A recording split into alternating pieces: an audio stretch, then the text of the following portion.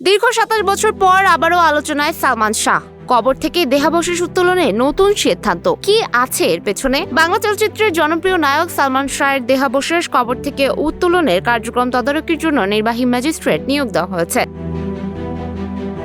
সিলেট জেলা প্রশাসকের কার্যালয়ের সহকারী কমিশনার ও নির্বাহী ম্যাজিস্ট্রেট মোহাম্মদ পারভেজকে দায়িত্ব দেওয়া হয়েছে। এই সংক্রান্ত অফিস আদেশ ইতিমধ্যে ঢাকার মেট্রোপলিটন ম্যাজিস্ট্রেট আদালতে পাঠানো হয়েছে। এর আগে গত ২০ মে তদন্ত কর্মকর্তা সিআইডির পরিদর্শক জিয়াউল মোর্শেদ দেহাবশেষ উত্তোলনের অনুমতি চেয়ে আবেদন করেন। পরে ২৪ মে আদালত সেই আবেদন মঞ্জুর করে। আদালতের নির্দেশ অনুযায়ী নির্বাহী ম্যাজিস্ট্রেটের উপস্থিতিতে দেহাবশেষ উত্তোলন, সুরতহাল প্রতিবেদন প্রস্তুত এবং ময়নাতদন্ত সম্পন্ন করা হবে।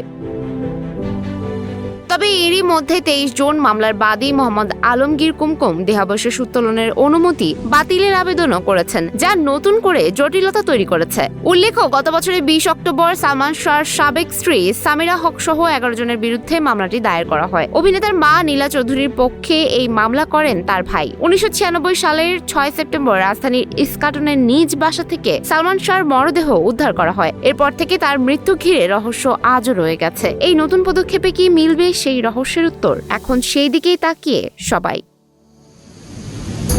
সুমায়া হক তন্নি, নিউজ ফ্ল্যাশ 71।